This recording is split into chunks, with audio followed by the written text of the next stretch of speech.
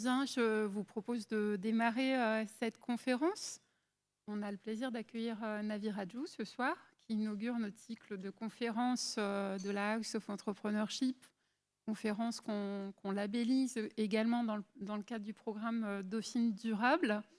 Navi, je suis ravie de vous accueillir à Dauphine. Je sais que vous avez beaucoup plus l'habitude, ou en tout cas plus d'ancienneté que moi en réalité dans ces murs, puisque vous êtes venu dès 2013, je ne dis pas de bêtises, à Dauphine pour présenter déjà un ouvrage. Le président de l'université vous prie de l'excuser. Il devait venir vous accueillir, mais malheureusement, il y a toujours des aléas d'agenda et il a été retenu à l'extérieur. Il a pris connaissance de votre livre. Notre président est un matheux et financier, mais il a pris beaucoup de plaisir à lire votre ouvrage et il a appris beaucoup de choses. Donc ça, c'est chouette. C'est toujours bien. Je suis ravie de vous accueillir à plusieurs titres. D'abord parce on partage en commun, et avec Stéphanie Mongeon également, vice-présidente de l'Université Paris-Dauphine, sur tout ce qui est RSU, cette attention à tout ce qui est lié à l'évolution de nos sociétés, de la façon dont nos modèles fonctionnent. Et j'ai moi aussi pris beaucoup de plaisir à lire votre livre, notamment à faire un pas de côté par rapport au modèle dominant en place depuis des années, qu'on questionne pas suffisamment à mon sens. Et je pense que c'est important dans une université comme la nôtre, Paris-Dauphine, avec beaucoup d'étudiants inscrits en management, en gestion, en économie, en maths, en sociaux, en droit. Je vais forcément en oublier, il y en a qui seront mécontents. Mais je pense que c'est important aussi de susciter cette posture un peu réflexive sur le monde qui nous entoure, sur les modèles qui gouvernent le monde dans lequel on évolue, et de pouvoir se dire qu'il y a des alternatives possibles pour pouvoir renouer avec une croissance un peu plus régénérative et un peu moins destructrice.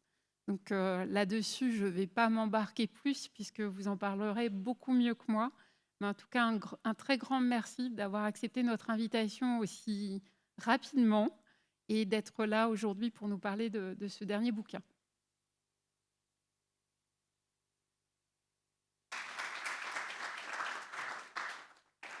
Bonsoir tout le monde. Alors effectivement, je suis très ému parce que j'étais dans cette salle en 2016, donc ça fait exactement 9 ans, pour présenter mon 4e livre qui s'appelait Donner du sens à l'intelligence, qui était préfacé par Mathieu Ricard. C'était un livre sur la sagesse et particulièrement comment intégrer la spiritualité indienne dans les modèles de management et leadership. Et effectivement, comme vous l'avez dit, Sonia, j'ai eu le plaisir d'introduire mon premier livre, L'innovation Jugaad, ici à Dauphine, en 2013. Et ensuite, j'ai présenté mon 2e livre, L'innovation frugale, aussi à Dauphine. Une association, je ne sais pas si elle existe, s'appelle Noise, qui était spécialisée dans l'entrepreneuriat social, qui m'a invité à présenter ce livre-là. Et là, aujourd'hui, j'ai vraiment le plaisir de partager avec vous les réflexions issues de mon 4e livre qui s'appelle donc L'économie frugale. Alors, je vais commencer un petit peu avec mon propre background. J'ai immigré aux États-Unis en 1999. J'ai travaillé comme analyste dans un cabinet de prospective et de conseil en technologie qui s'appelle Forrester Research, basé à Boston. Et j'ai aidé les grandes entreprises américaines à utiliser les dernières technologies issues de Silicon Valley pour augmenter leur croissance et leur productivité. Parce que je croyais sincèrement que plus d'innovation menait à plus de croissance. Mais il y a 15 ans, j'ai eu une espèce de ce qu'on appelle un change of heart, une espèce de questionnement, parce que j'ai réalisé que finalement, ce qui est important, ce n'est pas la quantité de croissance, mais sa qualité. Or, on sait que le modèle capitaliste, en fait, est optimisé pour générer des effets délétères, comme par exemple l'exclusion des personnes qui aggrave les inégalités sociales, mais aussi la surexploitation des ressources naturelles qui conduit à l'épuisement. Et pour vous donner un petit peu quelques exemples pour illustrer ça, si vous prenez l'Amérique, le pays soi-disant le plus riche au monde, il y a 2/3 des Américains aujourd'hui qui n'ont pas 500 $ en épargne pour faire face à une urgence médicale. Et puis en Europe, qui se targue quand même d'être assez égalitaire, on voit quand même que 22% de la population est en risque de pauvreté. En France, selon l'INSEE, c'est autour de 15% aujourd'hui. En même temps, on commence à manquer de ressources naturelles. En 2030, par exemple, la demande pour l'eau va excéder l'offre de 40%. Et on va sentir les effets assez tôt dans quelques parties du monde, près de chez nous, par exemple, en Angleterre. Dans le sud-est de l'Angleterre, où c'est situé les universités de Cambridge et Oxford, va faire face à un stress hydrique dès les années 2030. En France, 88% des territoires seront confrontés à une grande tension hydrique en 2050, qui n'est pas si loin que ça. On l'a déjà vu dans quelques territoires depuis quelques années à cause des pics de sécheresse. On va aussi manquer d'espace parce qu'avec la loi zéro artificialisation nette, qui interdit en fait de construire dans des terres agricoles et forestières, il faut vraiment qu'on apprenne à construire mieux avec moins, ou du moins construire avec l'existant, ce qu'on a déjà. Et puis, le changement climatique, en fait, c'est quelque chose qui va impacter différemment nos territoires. Chaque territoire sera impacté différemment. Et ça m'a pris du temps pour le comprendre parce qu'on parle beaucoup d'adaptation climatique. Il faut parler des adaptations climatiques pour prendre en compte la diversité des impacts. Par exemple, la Bretagne, dans les 10 ans à venir, va faire face à plus en plus de submersion. Le Massif central va faire face à la fonte des glaciers. Et puis nous, les Parisiens, on aura à survivre des îlots de chaleur qui ne sera pas aussi pire que Lyon, où j'ai vécu 2 ans, qui est horrible en été. Donc, ça veut dire qu'avoir un plan national d'adaptation n'a pas de sens parce qu'il faut vraiment adapter l'adaptation à chaque territoire. Okay. Et donc, dans ma présentation, j'expliquerai en fait comment, justement, dans les territoires, ils essaient en fait de développer leur propre feuille de route qui soit personnalisée et contextualisée pour effectivement efficacement répondre à ce besoin d'adaptation.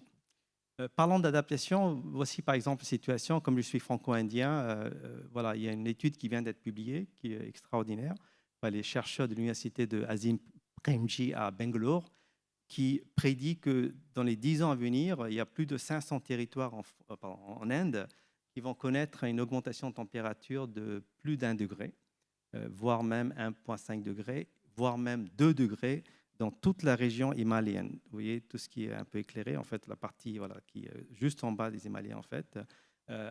Donc, ce sera une combinaison, vous pouvez lire l'étude, c'est assez... Personnellement, ça m'a fait un peu peur, parce que vous allez voir pourquoi. Parce que alors, la chaleur, ça va, c'est bien, bon, je suis habitué, bon, à 40 degrés, 50 degrés, mais après, ce qui va se passer aussi, c'est que les moussons, les patterns, comment on appelle ça, les moussons vont changer de forme.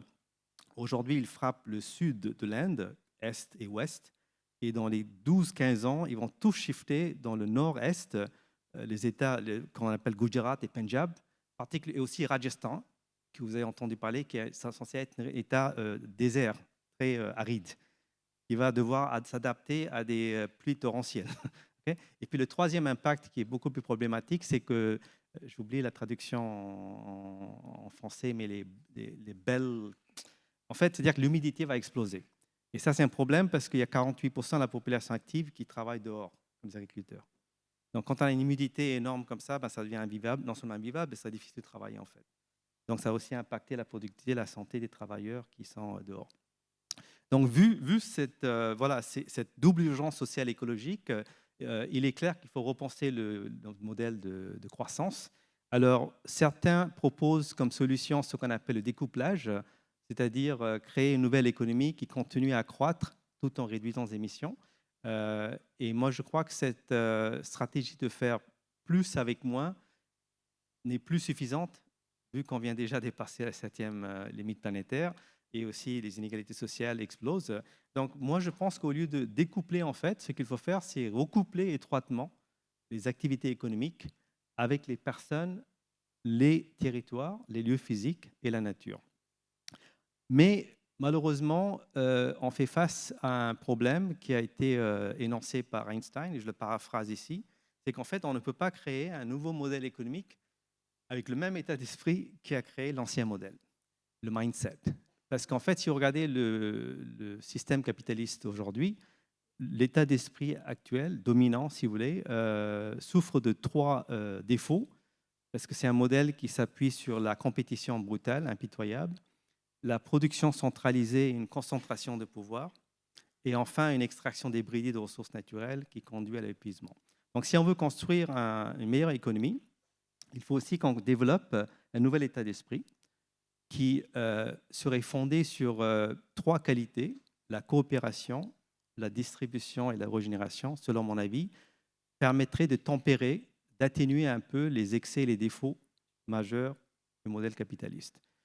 Alors, en tant que, voilà, comme un chercheur, comme un scientifique, je me suis dit, voilà, l'hypothèse, c'est que voilà, c'est ça qu'il faut pour construire une nouvelle économie. La question maintenant pour moi, c'était, enfin, il y avait l'hypothèse, après il y avait l'intuition. C'est en tant que chercheur, il faut l'intuition. L'intuition me disait, mais finalement, ce nouvel état d'esprit, ça existe déjà quelque part. Et donc la question, il faut aller chercher où c'est incarné.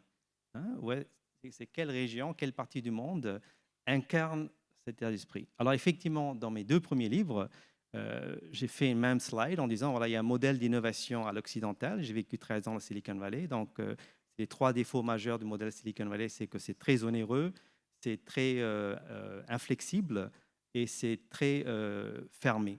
Et donc, la contrepartie, c'était ce que j'appelais l'innovation frugale, qui serait une innovation beaucoup plus abordable en termes de coûts, mais aussi abordable parce que, contrairement au iPhone qui coûte plusieurs centaines d'euros, le produit innovant sera abordable pour les consommateurs. Et puis, ce sera un modèle d'innovation qui sera beaucoup plus agile, flexible, et puis qui sera aussi ouvert pour accueillir la participation des consommateurs et des citoyens. De la même façon, justement, dans ce livre-là, l'hypothèse était d'aller dans les pays du Sud pour réaliser que dans les pays du Sud, en Afrique, en Inde, justement, il y avait ce nouveau modèle qui était incarné. Et donc, aujourd'hui, on appelle ça l'innovation frugale. Et c'est devenu assez populaire comme concept. Et plus récemment, justement, avec DeepSeek, la Chine aussi a commencé à montrer que cette innovation frugale peut s'appliquer au développement des modèles frugaux en IA, qui sont à l'opposé des modèles onéreux de ChatGPT, par exemple. De la même façon, je me suis dit, bon, l'intuition, c'est qu'en fait, ce nouvel état d'esprit est incarné quelque part, géographiquement, mais au lieu de quitter la France pour aller dans les pays du Sud, je me suis dit, peut-être je n'ai pas besoin de quitter les frontières, il suffit de quitter juste Paris. Parce qu'effectivement, ce qui s'est passé, c'est que je suis venu en 89 ici en France, j'ai fait mes études supérieures en France, 7 ans. Après, j'ai bossé 20 ans avec des entreprises, surtout les CAC 40, donc dont les sièges sont ici à Paris. Donc, je souffrais en fait d'un tropisme parisien qui m'empêchait en fait de comprendre qu'est-ce qui se passe ailleurs qu'en Île-de-France. Et là, je suis tombé sur c'était les années, ça a commencé déjà il y a 12 ans, donc, parce qu'en fait, je faisais beaucoup de conférences dans les territoires depuis 13-15 ans maintenant. Donc, je commençais quand même à voir qu'il y avait beaucoup d'entrepreneurs qui faisaient des choses extraordinaires dans les territoires, mais les médias nationaux n'en parlaient pas. Parce que justement, je vous laisse un peu admirer, désolé d'utiliser ce verbe, mais ce slide. Pourquoi ? Parce que le pouvoir politique, économique et surtout médiatique est concentré à Paris. Okay ? Les reporters, journalistes à Paris, ça ne les intéresse pas d'aller écrire quelque chose qui se passe à Rouen ou à Besançon où j'étais hier. Donc, ce qui se passe, c'est qu'en fait, quelques données, 18% de la population française habite en Île-de-France, mais l'Île-de-France pèse 32% du PIB national. Okay ? Donc, il y a quand même une concentration économique autour de l'Île-de-France qui est très différente quand on regarde, par exemple, l'Italie. C'est beaucoup plus décentralisé, okay, où chaque région a pas mal d'autonomie en termes de décisions, peut-être pas politiques souvent, mais en termes économiques, définitivement. Donc, c'est une économie qui est beaucoup plus décentralisée en Italie, comparée, par exemple, en France. Donc, ce que j'ai aussi noté, c'est que je suis tombé sur cette étude de 2 chercheurs de UTBM, Université technologique de Belfort et Montbéliard, qui montrent en fait que la presse régionale met en valeur et parle 4 fois plus des innovations de rupture, comme par exemple l'hydrogène, qui se passe dans les territoires que la presse nationale. Donc, si vous voulez savoir qu'est-ce qui se passe en Alsace ou en Nouvelle-Aquitaine en termes d'innovation de rupture, vaut mieux lire Ouest France et l'Est républicain que les Échos, en fait. Okay ? Et donc, je me suis dit, au lieu de lire la presse régionale, pourquoi je ne vais pas physiquement sur ces territoires pour comprendre en fait qu'est-ce qui se passe. Donc en 2022-2023, ben, j'ai passé 2 ans à sillonner la France pour aller justement vivre dans les régions pendant plusieurs 2 ans en fait, pour justement rencontrer des entrepreneurs locaux pour voir en fait quel type d'innovation se développe dans le territoire. Alors effectivement, j'ai découvert beaucoup d'innovations de nature technologique, aboutissant à des produits et des services intéressants, à des nouveaux modèles économiques, des écosystèmes qui sont assez originaux. Mais plus intéressant, c'était la grande découverte, c'est qu'en fait, ce n'est pas les arbres qui sont intéressants, mais c'est la forêt. C'est-à-dire qu'il y a une espèce de nouveau modèle qui est en train d'émerger du territoire, qui va au-delà de ces innovations technologiques ou de modèles économiques, parce que justement, ce sont des territoires qui sont en train de construire ce que j'appelle l'innovation frugale, qui vise à faire mieux avec moins, c'est-à-dire créer plus de valeur économique et sociale et écologique, tout en minimisant les ressources et les émissions. Et effectivement, cette économie frugale n'est pas une utopie parce qu'elle est déjà en train d'émerger rapidement dans les territoires. Et elle s'appuie sur 3 piliers que je vais expliciter, qui sont le partage inter-entreprise, la production distribuée et les chaînes de valeur hyper locales, et puis enfin la triple régénération. Et la bonne nouvelle, c'est qu'en fait, on voit une nouvelle génération de consommateurs, particulièrement les jeunes, bien sûr, qui sont présents dans la salle, mais aussi les innovateurs qui sont beaucoup plus engagés, beaucoup plus conscients, qui accélèrent l'essor de cette économie frugale. Donc, j'ai commencé avec le premier pilier, et je vous promets qu'à partir de ce slide, il n'y a plus de théorie, il n'y a que des études de cas, des exemples très inspirants. Je suis quelqu'un de très empirique et pratique, donc je vais régaler avec des exemples, au moins une vingtaine, trentaine, qui sont très inspirants. Mais je voulais quand même poser le cadre pour que ça soit clair que c'est quelque chose d'assez disruptif qui se passe. Mais dans les exemples, parce que des fois, la forêt cache, enfin c'est ça, non, c'est l'inverse, les forêts cachent un peu les arbres, mais en même temps, ça y est, j'ai montré la forêt, maintenant on va étudier les arbres un par un.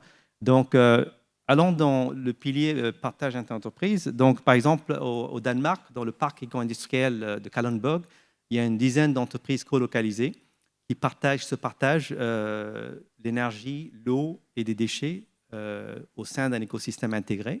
Et ce type de partage mutuellement bénéfique s'appelle la symbiose industrielle. Et le Danemark a été le pays pionnier de ça en Europe. En France, on appelle ça l'écologie industrielle et territoriale. Et selon l'ADEME, il y a à peu près 350 initiatives qui sont présentes dans différents territoires en France. Et je vais un petit peu vous taquiner, parce qu'en fait, tous les ans, ils publient un rapport qui montre le degré de maturité de ces EIT, c'est-à-dire est-ce qu'ils sont en phase de conceptualisation, est-ce qu'ils sont en phase d'implémentation, est-ce qu'ils sont en phase de maturité. Et les deux régions qui sont les plus matures en termes d'adoption de EIT, c'est le Grand Est et la Nouvelle-Aquitaine. Et est-ce que vous pouvez deviner quelle est la région qui est la moins avancée en adoption de EIT? Île-de-France. Donc, en fait, dans l'Île-de-France, il y a beaucoup de blabla autour de l'économie circulaire, mais si vous voulez vraiment comprendre comment on pratique l'économie circulaire, il faut aller dans le territoire. Bref, c'est un peu taquiné. Donc, voici un exemple de cette forme de EIT. Hier, j'étais à Besançon parce que c'est une région Bourgogne-Franche-Comté qui me fascine depuis longtemps. J'étais hier avec eux. Et donc, on a visité en fait, c'est une zone industrielle, ça s'appelle Sainte-Agathe, à Florange, en Moselle, où des entreprises issues de différents secteurs valorisent collectivement les déchets tout en employant des personnes en difficulté. Et ça, j'aime beaucoup parce qu'en fait, c'est une économie circulaire, mais qui est aussi solidaire. Et cet aspect de solidarité, on ne le valorise pas souvent en France, mais moi, je crois que c'est la spécificité et une forme de superpuissance de la France. Okay, c'est de conjuguer en fait le social et l'écologie. Alors ça, c'est intéressant, les entreprises qui se partagent des déchets mutualisés, ça se fait déjà depuis un moment. Où là, ça devient intéressant, c'est que, et comme c'est le House of Entrepreneurship qui me soutient aujourd'hui, c'est qu'en fait, il y a des startups qui sont en train de mettre en place des plateformes numériques qui aspirent à devenir les Uber et les Airbnb, l'équivalent d'Uber Airbnb, dans le monde des entreprises, pour les permettre de partager, mutualiser et valoriser différents types de ressources physiques. Spacefield, c'est une start-up française qui aide les propriétaires des entrepôts sous-utilisés à pouvoir mieux les rentabiliser en les louant à des grands groupes industriels ou des startups du commerce électronique qui sont à la recherche d'espaces de stockage. Aux Pays-Bas, la plateforme numérique Flow2 permet aux hôpitaux de pouvoir partager leurs équipements médicaux sous-utilisés entre eux. Et ils permettent aussi aux entreprises du BTP, construction en Belgique, de pouvoir justement mieux rentabiliser leur équipement en les partageant. Là, je vais donner un exemple de l'importance de la mutualisation, qui est une solution économique à un problème qui, des fois, est considéré comme un problème écologique. Par exemple, aujourd'hui, en Europe, le transport routier des marchandises, on transporte 95% des produits qu'on consomme dans des poids lourds, souvent diesel, et ça pèse 6% des émissions totales d'émissions en Europe. La raison pourquoi cette émission est causée, c'est parce qu'en fait, 30% du temps, les camions roulent à vide. Okay, et parce que justement, c'est une faute d'optimisation parce qu'ils ne sont pas pleins. Ils tournent, ils attendent justement pour que le camion soit plein avant de pouvoir aller à la destination finale. D'accord ?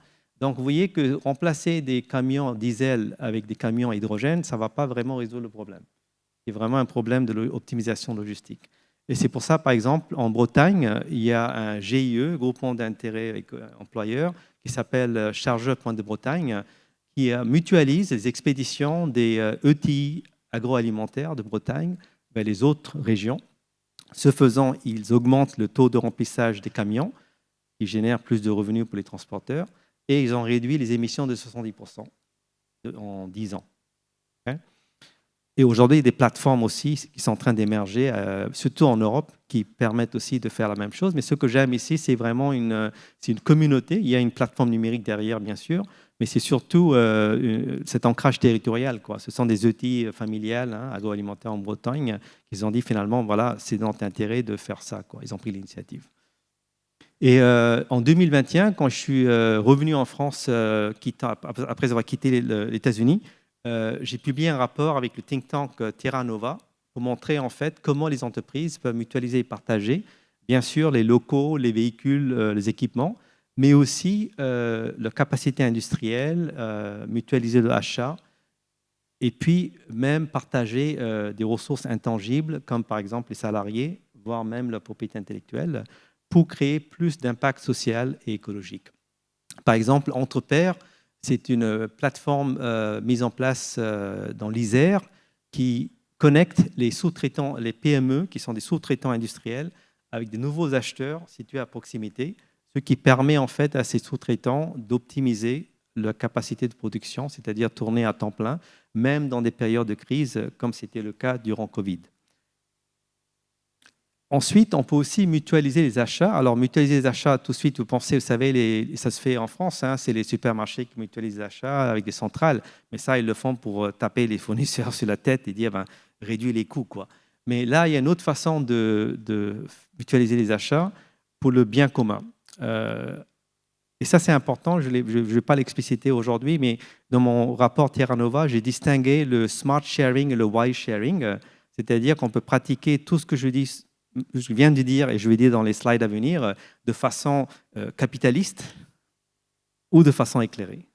Et donc, moi, je suis agnostique. Je ne suis pas idéologique. Donc, je vais juste montrer, en fait, à travers des exemples, comment on peut pratiquer ça de manière éclairée, sachant qu'il est aussi possible que, comme l'économie circulaire, que ça soit hijacké et que ça soit pratiqué d'une façon un peu délétère. Mais voici un exemple de comment on mutualise les achats pour le bien commun. C'est 1500 hôpitaux, en fait, qui mutualisent leur pouvoir d'achat pour pouvoir produire leurs propres médicaments génériques, comme par exemple l'insuline, à un prix qui est 10 fois moindre que les médicaments vendus par les entreprises pharmaceutiques. Okay, et aujourd'hui, ils sont déjà à 50 médicaments génériques. C'est parce qu'en fait, l'industrie pharmaceutique, vous savez, aux États-Unis est très influente et effectivement peut faire fluctuer les prix. Ou alors même dire qu'ils ont une rupture de stock alors que ce n'est pas le cas pour faire monter les prix. D'accord ? Donc, ça permet en fait aux hôpitaux d'avoir plus de résilience. Le 31 mars 2020, le président Macron a visité l'usine de Colmy Open, qui est le plus grand fabricant de masques en France, basé à Angers, pour les féliciter pour avoir doublé leur production de masse en volume en un temps record. malheureusement, il a oublié de dire, c'est qu'en fait, derrière sa prouesse industrielle, il y avait une innovation managériale de rupture, parce que Call Me Open a pu doubler sa production de masques, parce qu'elle s'est posé une question radicale qui était, pourquoi pas emprunter des employés d'autres entreprises? Parce qu'effectivement, en interne, il manquait de compétences industrielles pour pouvoir reconfigurer les processus de leur usine, et donc, ils avaient du mal à passer à l'échelle. Or, il s'avère qu'à proximité de l'usine, il y avait une autre entreprise qui s'appelle Scania, un constructeur de poids lourds, qui avait justement ces compétences industrielles. Donc, Scania a prêté temporairement ses experts pour justement dépanner Call Me Open. Et en juste un week-end, ils ont reconfiguré l'usine, les processus, et ils ont doublé la production de masques en 3 jours. Sauvant ainsi, bien sûr, je suis certain, des milliers de vies en France. Et ce qui est très intéressant, c'est que Call Me Open a trouvé ses compétences en ligne en allant chercher sur une plateforme numérique qui a été mise en place par la région Pays de la Loire, qui s'appelle Solutions Partage, qui a été mise en place pour aider les entreprises locales à mutualiser, à partager leurs compétences. Et ceci a 2 bénéfices. Premièrement, de préserver les emplois dans les territoires et surtout préserver des savoir-faire précieux dans les territoires. Il y a d'autres territoires aujourd'hui qui ont mis en place des plateformes similaires, comme en Val-de-Loire, il y a la Tour Agglomération qui a aussi mis une plateforme similaire. Et moi, je pense que hier, j'étais à Besançon, donc on avait aussi un petit peu fait un brainstorming justement pour voir comment la région Grand Est peut développer une plateforme similaire et ensuite peut-être adaptée aux différents territoires qui existent au sein de Bourgogne-Franche-Comté, etc. Alors, pour l'instant, on a parlé de partage et des talents. Alors, j'oublie de dire, pardon, c'est important. Alors, ça, c'est un domaine hyper intéressant. Il y a peut-être des étudiants dans la salle qui peuvent faire une thèse de master dessus ou même un doctorat parce que c'est un champ qui ne fait qu'émerger et c'est très protéiforme et très, c'est pas très bien défini parce que c'est très riche, c'est très multidimensionnel. Donc, on parle des fois de partage de talents, on parle de partage de salariés, par exemple. Et on critique beaucoup les politiciens, mais il y a un qui avait déjà repéré ça, c'est Jean-Noël Barrot, qui est l'actuel ministre des Affaires étrangères. Et quand il était député des Yvelines, en 2019, il a fait, comme moi, un tour de France dans les territoires pour aller rencontrer justement les élus locaux et voir en fait qu'est-ce que les territoires peuvent faire pour justement redynamiser leur tissu économique. Et une des bonnes pratiques qu'il a déjà identifiées, c'était justement le partage des compétences. Et il avait recommandé au gouvernement, enfin au Parlement particulièrement, de changer le cadre réglementaire autour du droit du travail, qui, entre parenthèses, permet déjà ça, il faut le savoir, mais l'adapter encore plus pour justement massifier cette bonne pratique dans les territoires. Et sans être chauvin, un petit aparté quand même, quand j'ai fait ma recherche, j'ai essayé de trouver partout dans le monde où il y a déjà de telles plateformes qui facilitent le partage des compétences et de talents. Je n'ai pas trouvé, enfin si, il existe en Brésil une plateforme, il existe une en Angleterre, autour de Cambridge, mais aux États-Unis, 0. Okay. Dans d'autres pays européens, 0. Le reste du monde, 0. Ça, c'est quelque chose, il faut être fier, quoi. Okay. Il y a des trucs qu'on ne fait pas bien en France, mais là, on a vraiment fait très bien. Mais c'est aussi ça que je lisais entre mes lignes, c'est pour montrer aussi que voilà, pour moi, ce n'est pas une innovation. Si, c'est une innovation technologique parce que la start-up qui développe ça, elle est basée à Angers, elle s'appelle Factories, très intéressante comme start-up. Mais en fait, ce n'est pas juste une innovation technologique, quoi. C'est aussi encourager des bonnes pratiques dans les territoires pour justement encourager la solidarité économique entre acteurs locaux. Alors, on a parlé un peu de partage des compétences, mais on peut aussi s'imaginer qu'est-ce qui se passe si les entreprises partagent leur propriété intellectuelle. Ça paraît un peu choquant, mais en même temps, il y a quelques marques éclairées qui partagent la propriété intellectuelle parce que c'est dans leur intérêt personnel éclairé que tout le secteur, en fait, devienne plus durable. C'est le cas du fabricant de jeans Lévi-Strauss, qui, en fait, a partagé librement 21 technologies qu'ils ont développées qui permettent de produire des vêtements avec très peu d'eau. L'idée, c'était en ouvrant, en fait, donnant accès à leur propriété intellectuelle, ils voulaient en fait que tout le secteur de l'habillement devienne plus durable. De la même façon, en 2019, Danone a ouvert sa collection de 1800 souches de ferments lactiques et de bifidobactéries avec des chercheurs du monde entier afin de développer ensemble des solutions pour lutter contre la faim et la malnutrition, qui sont les deux ODD auxquels Danone s'est engagé. Donc, ces deux exemples illustrent ce que j'appelle l'économie circulaire de la connaissance ou le Circular Knowledge Economy. Aujourd'hui, les entreprises pratiquent l'économie circulaire matérielle qui vise en fait à valoriser les ressources physiques comme les déchets en les recyclant. Mais moi, je crois que demain, les leaders seront les entreprises qui pratiquent en fait l'économie circulaire de la connaissance en justement réutilisant et valorisant leurs propriétés intellectuelles en les partageant. Et encore une fois, ça peut être une belle thèse.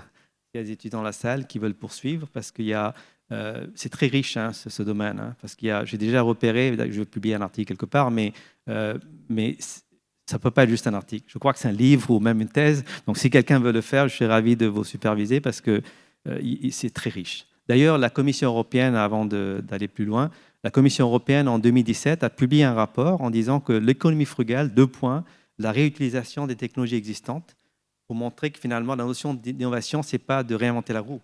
Des fois, c'est en fait valoriser les technologies existantes en les recombinant. Okay. Donc ça, c'est un rapport aussi que vous pouvez lire. Mais ensuite, fierté française, il y a un franco-suisse, Cédric Berger, c'est ça, il est basé ici à Paris. Il a créé le musée des rétro-tech. Donc ça, c'est notre concept, vous connaissez le low-tech. Rétro-tech veut dire finalement, il y a déjà des technologies inventées au XXe siècle qui sont sous-utilisées, valorisées, qu'on peut aujourd'hui recombiner dans le domaine, par exemple, de l'énergie et la transition écologique. Okay. Donc, bref, moi, bon, je ne vais pas m'attarder parce que c'est juste que je suis très passionné par cette notion. Je suis passionné parce qu'en fait, ma génération a beaucoup entendu parler de l'économie, la connaissance, knowledge economy, dans les années 80-90, et puis c'est un peu disparu. Et je pense qu'il est temps justement de dire, tiens, on va appliquer la circularité maintenant aux ressources intangibles et non pas juste aux ressources matérielles. Parce que 70% de la valeur des entreprises américaines, des grosses entreprises américaines, réside dans l'intangible. Comme vous le savez bien. Si vous étiez un bilan d'une entreprise américaine, 70% de la valeur, c'est dans les intangibles. Et donc, il faut les valoriser. Bref, donc, alors le cabinet de conseil Deloitte a prédit que l'économie de partage entre particuliers, consommateur à consommateur, va représenter un marché de 335 milliards de dollars en 2025. Or, les activités interentreprises sont entre 10 et 12 fois plus importantes en volume et valeur comparées aux activités C2C. Donc, ma prédiction, c'est que l'économie du partage interentreprises va se développer assez rapidement dans les années à venir et peut même dépasser 10 fois, c'est-à-dire 3 000 milliards de dollars en termes de valeur. Et je pense que la France peut en fait tirer profit de cette belle opportunité en construisant des plateformes et des communautés qui permettent aux entreprises, particulièrement de territoire, de mieux mutualiser et partager leurs ressources physiques, mais aussi et surtout les ressources intangibles. Donc ça, c'est le premier pilier qui est le partage interentreprise. Là, je vais transitionner au deuxième pilier qui est la production distribuée et les chaînes de valeur hyper locales. Ça fait très geek, très un peu académique, mais c'est très simple. Vous allez voir pourquoi ça devient urgent de mettre en place ce pilier-là. Parce qu'en fait, pendant longtemps, on avait eu affaire à ce qu'on peut appeler la production centralisée, qui a été quelque part impulsée par Henry Ford, avec son fameuse usine Rivière Rouge, s'appelait en français, qui était basée à Détroit, qui était énorme. Et donc, voilà, il y avait les matériaux qui entraient d'un côté et puis les voitures qui sortaient de l'autre côté. C'était donc vraiment l'épitome de la production centralisée, qui ensuite a été répliquée en Chine avec d'énormes usines. Vous connaissez bien l'histoire de Foxconn, etc. Et donc aujourd'hui, quand on regardait les iPhones ou les vêtements Chine fabriqués, qu'on achète justement en Occident, ils sont tous fabriqués en grand volume dans des grosses usines en Chine. Ensuite, ça voyage des milliers de kilomètres par air et par mer avant d'atterrir dans les magasins à Londres, Paris ou à New York. Alors, effectivement, c'est un modèle logistique qui était considéré comme très efficient et donc très rentable, mais ça souffre de deux défauts. D'abord, ce n'est pas très écolo. Une paire de jeans qui fait 2 fois le tour de la planète, ça n'a pas vraiment de sens. Et puis, deuxièmement, ce n'est pas très résilient. Aujourd'hui, on parle de robustesse. avec le concept d'Olivier Hamon. Ce n'est pas un modèle robuste parce qu'effectivement, c'est très vulnérable aux chocs causés par les catastrophes naturelles ou aussi aux tensions géopolitiques comme les tarifs droits douane imposés par Trump. Il faut totalement paralyser, reconfigurer ces chaînes logistiques. Et donc, moi, je pense que la France peut devenir pionnière d'un nouveau modèle que j'appelle la production distribuée, qui consisterait en fait à produire des biens et services personnalisés au plus près des consommateurs. Et voici un exemple concret de ça. Avatar Mobilité, c'est une start-up qui a développé une voiture électrique basée à La Rochelle, qui est 5 fois plus légère qu'une voiture électrique traditionnelle et qui pèse 3 fois moins.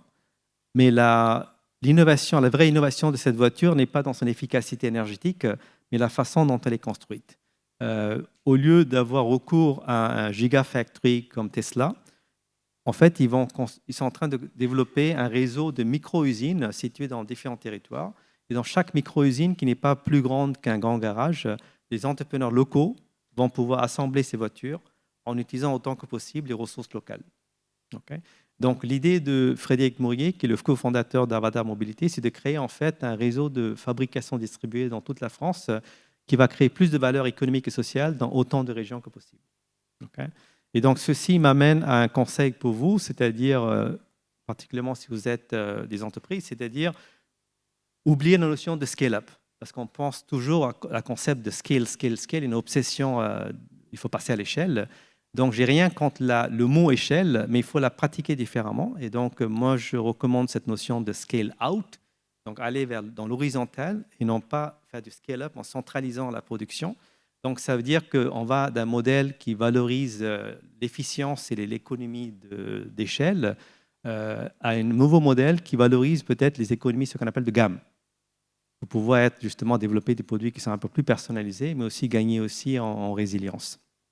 La bonne nouvelle, c'est que les pays du Sud comme l'Inde, comme ils n'ont pas encore industrialisé à fond, ils ont la possibilité en fait d'aller directement dans ce modèle de production distribuée.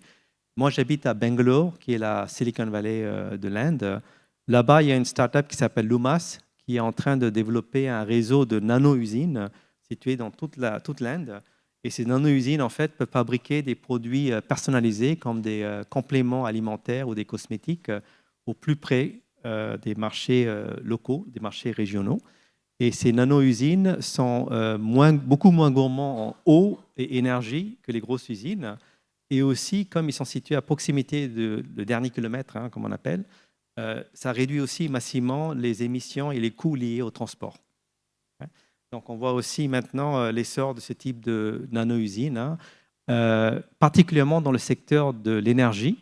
En juin, j'étais au Québec, je suis intervenu à HEC Montréal et j'ai rencontré une start-up qui s'appelle Charbonne, qui est en train de mettre en place un réseau de 16 usines modulaires à travers l'Amérique du Nord, qui va produire de l'hydrogène vert en valorisant les ressources locales disponibles en abondance dans chaque territoire.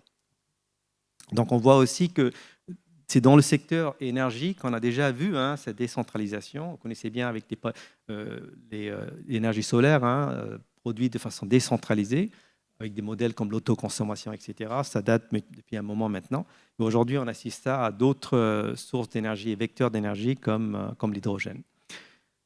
Alors maintenant, on va passer à j'ai parlé de la production décentralisée avec des micro-usines, mais je pense que construire des micro-usines en France, ça ne va pas suffire pour réindustrialiser la France et gagner en souveraineté. Il faut aller plus loin, parce que je pense qu'il faut repenser la notion même de fabriquer en France. Parce qu'on dit fabriquer en France, la France, c'est singulier. Mais en fait, moi, je crois qu'il faut raisonner en pluriel et se dire finalement, est-ce qu'on ne peut pas réindustrialiser avec un modèle circulaire en France? Et vous voyez, la circularité est symbolisée par le cercle. C'est le cercle représente en boucle, quelque part, ce boucle. C'est le symbole de l'économie circulaire. Et moi, je crois qu'il faut resserrer la boucle et créer des économies circulaires qui sont ancrées dans les territoires. Okay. Et c'est ce que j'ai vu justement quand j'ai visité les territoires depuis 3 ans maintenant. Et quelques exemples. Ici, c'est Afiren, qui est une start-up de la bioéconomie fondée à Lyon, Et ils ont une usine, c'est une bio-raffinerie basée en Moselle, dans le Grand Est, qui valorise, recycle en fait, les résidus agricoles issus de l'industrie de la betterave à sucre en des molécules à forte valeur ajoutée qui sont utilisées dans des produits alimentaires et cosmétiques. Mais ce qui est le plus fascinant, c'est que la majorité de leurs fournisseurs et une grande partie de leurs clients sont situés dans un rayon de 250 km de l'usine. Donc l'idée, c'est vraiment de construire une filière biosourcée et aussi ce qu'on appelle géosourcée, parce que c'est vraiment sourcé localement, là où l'usine est située. Et l'idée ensuite, c'est qu'en fait, ils vont répliquer ce même modèle en Asie. Ils ont déjà fait un partenariat avec une entreprise en Thaïlande, qui est un énorme producteur de sucre. Donc l'idée, c'est de valoriser les déchets issus de la filière de sucre pour justement créer ces mêmes molécules pour les clients en Asie. Et ensuite, troisième géographie, ce sera l'Amérique. Ils vont valoriser aussi les résidus agricoles issus, par exemple, de maïs pour produire ces biomolécules pour le marché nord-américain. Okay. Donc, dans chaque région, c'est comment je valorise ce qui existe déjà pour créer mon produit final. Je parlais de l'énergie. Donc, justement, l'ADEME a aussi ce concept qu'ils appellent écosystèmes territoriaux hydrogène. L'idée, c'est de dire comment, dans chaque territoire, on peut valoriser la diversité des ressources naturelles qui existent, mais des ressources physiques, mais aussi le talent qui existe pour pouvoir générer d'une façon, comment on appelle ça, déjà unique dans chaque territoire. Vous allez comprendre pourquoi dans le prochain slide. Mais plus important, l'idée d'écosystème, qu'est-ce qu'il veut dire par là? C'est qu'en fait, encourager les territoires à mettre en place toute la chaîne de valeur, ce qu'on appelle la filière. Ça, c'est un gros problème en France. Dès qu'on parle de nouvelles technologies comme l'hydrogène, qu'est-ce qu'on fait? On pense à deux maillons de la chaîne de valeur, c'est-à-dire production. On dit combien tu veux pour investir en R&D, ensuite combien tu veux pour mettre en place une usine. Alors, ce qu'il faut savoir, c'est que c'est bien, c'est important. Mais vous voyez, prenez par exemple Bourgogne-Franche-Comté, qui est la pionnière. Hein. Il faut savoir qu'en France, c'est la région pionnière, parce que c'est là que les universitaires ont développé, enfin, ils ont beaucoup étudié et développé les premières technologies pour optimiser la production d'hydrogène. Et vous voyez, par exemple, là-bas, ils ont toute une chaîne, toute la filière est ancrée dans le territoire, que ce soit R&D, ensuite production, et ensuite, il y a aussi les débouchés qui sont déjà prévus, vous savez, pour le transport commun, les bus, ferroviaires, trains, bateaux, maritimes, etc. Okay. Et ça, c'est important parce qu'en fait, il va y avoir ce qu'on appelle des innovations d'usage. Il va y avoir une pluralité d'usages possibles dans différents territoires. Okay. Et donc, ce qui est important, c'est qu'en fait, pendant qu'on développe une nouvelle technologie, il faut aussi s'associer avec les futurs usagers. Par exemple, les entreprises qui vont utiliser l'hydrogène. Et donc, métaphoriquement, c'est dire pendant que développer le marteau, il faut aussi identifier les clous en même temps. Et non pas dire je développe un marteau et ensuite je cherche les clous. Quoi. Et ça, c'est quelque chose, le Grand Est le fait très très bien, parce qu'ils ont créé des clubs où ils font rencontrer les fournisseurs d'hydrogène vert avec les futurs acheteurs pour pouvoir calibrer l'offre, okay? Faire comme un matchmaking. Alors justement, à quoi ressemble une chaîne de valeur hyper locale? Voilà. Bout en bout, comme j'appelle, hein, c'est le cas de Dijon, qui a une ambition de devenir une ville énergie positive, comme la région Occitanie, par exemple, la même chose en Europe. Ici, c'est la ville, en fait, qui valorise les déchets locaux pour produire de l'hydrogène qui est ensuite utilisé pour alimenter la mobilité propre dans la ville, créant ainsi un circuit court qui crée la valeur localement. Okay. Donc, les matières premières en fait est générée localement et les utilisateurs finaux sont aussi localement. Okay. Donc c'est vraiment un circuit court, quoi. Voilà. Donc c'est le deuxième pilier et puis je vais conclure avec le troisième pilier parce que il y a quand même Dauphine durable, donc je me suis dit peut-être c'est le sujet qui va vous intéresser le plus et personnellement aussi m'intéresse le plus et on parlera peut-être durant la discussion pourquoi intellectuellement et spirituellement le concept de régénération me plaît beaucoup. Et donc, on va parler de la triple régénération. Alors, régénération, en fait, c'est un concept avancé du développement durable. Et c'est important que je le précise parce que la régénération, ce n'est pas un concept qui s'oppose à la durabilité. Ce n'est pas le dernier truc qui est en train de sortir, hein, qui va remplacer le développement durable. C'est complémentaire. Parce qu'aujourd'hui, une entreprise durable, qu'est-ce qu'elle fait? Elle essaie de faire moins de mal à la planète en réduisant son empreinte carbone, c'est ce qu'on appelle la décarbonation, et en recyclant ces déchets en utilisant les principes de l'économie circulaire. Mais imaginez que vous êtes une entreprise, voire un pays, qui est déjà durable selon ces critères. Prenons par exemple le Brésil, qui va accueillir le sommet du climat COP30. L'économie brésilienne est déjà durable parce que 91% de l'électricité est déjà produite des ressources renouvelables. D'accord ? Et c'est pour ça que les entreprises brésiliennes, qui sont déjà relativement durables, veulent maintenant devenir des entreprises régénératives, c'est-à-dire au lieu de se contenter de faire moins de mal, elles essaient de voir comment je peux créer un impact positif intentionnellement sur le plan social et écologique. Alors il y a différentes définitions de l'économie régénérative, mais ma définition, c'est qu'une entreprise régénérative, elle cherche intentionnellement et consciemment à booster la santé et la vitalité de trois choses: les individus, les personnes humaines, les lieux et la planète. Et vous voyez que ce crochet, en fait, je l'ai bien mis de la façon pour montrer qu'une entreprise régénérative, elle est aussi durable. Donc, elle n'arrête pas d'être durable, mais elle va au-delà. Donc, c'est vraiment, cette notion est importante parce que dès que je présente un slide comme ça, les gens disent maintenant, finalement, la régénération, c'est mieux que durabilité. Non, il n'y a pas de mieux, en fait. Il faut faire les deux, en fait. Et je vais donner un exemple concret, justement, comment, justement, des entreprises, particulièrement au Brésil, pratiquent la régénération pour aussi générer des profits. C'est aussi pour montrer que la régénération peut aussi être un nouveau vecteur de croissance un peu plus vertueuse. Dans l'Amazonie, il y a un palmier qui pousse qui s'appelle le murumuru et les tribus indigènes là-bas abattaient ce palmier pour utiliser le bois pour fabriquer des produits de commodité comme les balais. Or, il s'avère qu'on peut extraire des graines de ce palmier un beurre ultra hydratant qui peut réparer les cheveux abîmés. Moi, je n'en ai pas besoin, mais peut-être que vous en avez besoin. Mais le plus intéressant, c'est que ces graines-là ont 7 fois plus de valeur. Ça veut dire quoi? C'est qu'en fait, il est 7 fois plus rentable pour les tribus amazoniennes de garder ce palmier vivant plutôt que de l'abattre. Et donc aujourd'hui, il y a Natura, qui est une marque de cosmétiques brésilienne, qui travaille avec les tribus amazoniennes pour extraire durablement ce beurre de murumuru pour fabriquer toute une gamme de produits pour les soins capillaires.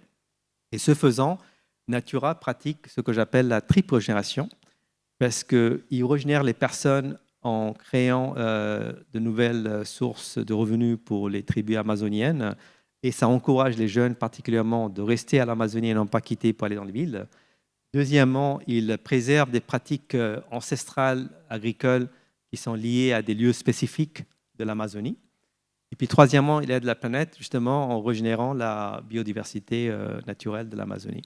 Et en novembre, pour le COP30, la province, ce qu'on appelle la région de Belém, va justement mettre en valeur une trentaine de solutions qui montrent en fait comment ils pratiquent la triple régénération.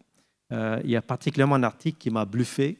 Je ne savais même pas, j'en verrai si ça vous intéresse, mais en fait, il y a un centre de recherche situé à la lisière de la forêt amazonienne, à côté de Belém, où justement il y a des chercheurs scientifiques qui travaillent en collaboration avec des marques comme Natura, etc., pour justement étudier les propriétés des plantes et des fruits, des arbres de l'Amazonie, pour voir en fait comment ils peuvent mieux les valoriser. Okay. Donc l'idée, c'est de dire finalement, certes, il faut protéger, mais peut-être que la meilleure façon de protéger la biodiversité, c'est d'apprendre justement à mieux valoriser aussi en même temps. Okay. Alors, cette notion de régénération, ce n'est pas quelque chose de fantaisiste, ça devient un impératif stratégique parce que selon une enquête menée par Regen Next Friends, 80% des consommateurs aujourd'hui préfèrent la notion de régénération plutôt que de durabilité. Particulièrement les jeunes trouvent que la notion de durabilité est trop passive et donc aimeraient que les marques deviennent un peu plus engagées. Et donc, on commence à parler aujourd'hui de marques régénératrices ou régénératives. Et ce que je voulais montrer, en fait, c'est comment justement les entreprises peuvent pratiquer la triple régénération. Comme c'est un concept qui est multidimensionnel, je pensais que peut-être déjà les entreprises peuvent se focaliser sur la régénération des lieux physiques, ce qu'on appelle en anglais place-based regeneration. Alors, encore une fois, un sujet de thèse très intéressant pour des masters ou des doctorants, parce qu'il y a beaucoup qui s'intéressent à cette notion de place-based regeneration. À la fois l'OCDE, mais aussi l'Europe a pas mal de bourses pour étudier ce sujet-là. En fait, l'idée, c'est comment en fait, on peut revitaliser des lieux physiques qui ont été délaissés, par exemple, par la déindustrialisation, etc. Et c'est quelque chose que l'Amérique aussi étudie beaucoup, parce qu'il faut savoir que ce sont justement ces lieux qui ont été délaissés aux États-Unis qui avaient voté massivement pour Trump la première fois en 2016. Donc il y a beaucoup d'efforts justement aux États-Unis pour justement voir comment on peut aller dans le territoire et partir de l'existant, c'est-à-dire étudier les ressources locales qui existent déjà et les mieux valoriser pour justement redynamiser le tissu économique local. Et si possible, des fois, c'est ce qu'on n'entend pas parler aux États-Unis parce que Trump domine les news, mais aussi ce qui est en train d'arriver, c'est qu'en fait, c'est déjà le cas en Chine, hein, ça aussi personne n'a entendu parler en Occident, mais c'est en fait, ce sont des États que, par exemple, est-ce que vous savez quel est l'État en Amérique qui a le meilleur programme académique en logistique? Quelle université ou quel État, vous pensez? MIT, non, peut-être? Stanford? Les deux côtes? Non, c'est l'Université de Tennessee, qui depuis 20 ans a le meilleur programme à tous les niveaux, licence, maîtrise, doctorat. Okay? C'est normal parce qu'il y a un hub logistique, il y a FedEx dans le siège là-bas. Okay? Donc, qu'est-ce qui va se passer? C'est qu'en fait, ce que Trump éclipse, c'est le fait qu'il va avoir les prochains Stanford MIT sont en train d'émerger dans ces hinterlands, l'Amérique profonde. Okay? Et c'est la même chose qui est en train d'arriver en Chine, hein, et ça, personne ne le sait, c'est qu'en fait, tout le monde parle de Shenzhen, voilà, le Silicon Valley chinoise. Ça, c'est ancienne histoire. Qu'est-ce qu'ils sont en train de faire? C'est qu'ils sont en train de faire revenir des chercheurs chinois de Harvard ailleurs, qui sont experts en mathématiques, sciences physiques, biologie, et ils le disent, on te donne carrément la possibilité de mettre en place non seulement un laboratoire, mais tout un département, voire une université. Simplement, c'est dans des régions qui sont éloignées du centre, voilà, des côtes. Okay? Et donc, l'idée, c'est qu'ensuite, ces universités vont devenir, comme le Stanford, faire éclore les prochains écosystèmes d'innovation. Okay? Donc, c'est pour ça que les lieux, c'est un sujet très, très riche à étudier. Et je vais vous montrer, en fait, justement, comment les entreprises aujourd'hui, qui sont déjà durables, essaient de devenir des marques régénératives en essayant de régénérer les lieux physiques. C'est le cas d'Interface, qui est une référence en matière de développement durable. C'est un fabricant de moquettes. Ils ont piloté en Australie et implémenté aux États-Unis ce qu'ils appellent une usine comme forêt, qui s'inspire de la nature. Donc, c'est du biomimétisme pour cette fois-ci repenser l'usine. Et en fait, c'est une usine qui offre des services écosystémiques positifs, c'est le terme technique, parce que la nature, elle est généreuse et elle offre beaucoup de ces services écosystémiques pour le bienfait de son environnement, comme par exemple la filtration de l'air ou la séquestration de carbone qui bénéficie en fait l'environnement local. De la même façon, Decathlon a piloté, enfin c'est plus que piloté, vient de lancer il y a 2 ans, à côté de Saint-Malo en Bretagne, un nouveau type de magasin qui est labellisé biodiversité quelque chose, j'ai oublié le nom, mais vous voyez déjà visuellement, c'est-à-dire que 2/3 de l'espace, c'est vert, quoi. Donc l'idée, en fait, c'est de régénérer la biodiversité locale. Concrètement, c'est créer un habitat naturel, des ruches, etc., qui sont installées pour justement favoriser le développement de la faune et de la flore endémique. Endémique, c'est-à-dire unique à ce territoire-là, mais qui ont disparu. Donc, c'est vraiment régénérer la biodiversité naturelle de ce lieu-là. Et l'idée, c'est de construire, je crois, 12 à 15 magasins de ce type à travers la France dans les 10 ans à venir. Okay. Ensuite, on peut aussi s'imaginer, en fait, comment on peut... parce que, comme j'expliquais, les lieux m'obsèdent parce que j'avais dit qu'on va manquer de lieux, parce qu'en France, pour construire, il va y avoir pas beaucoup d'espace. Donc la question, c'est comment en fait on peut valoriser les espaces existants, régénérer des lieux qui ont été délaissés. On parlait des villes délaissées, il y a aussi des bâtiments délaissés. Et d'ailleurs, il y a 14 500 friches en France qui sont délaissées. Ce sont des anciens friches industrielles particulièrement, qui peuvent être reconvertis. Okay? Et il y a beaucoup d'efforts aujourd'hui avec l'ADEME en particulier pour justement soutenir les territoires dans cette reconversion des friches.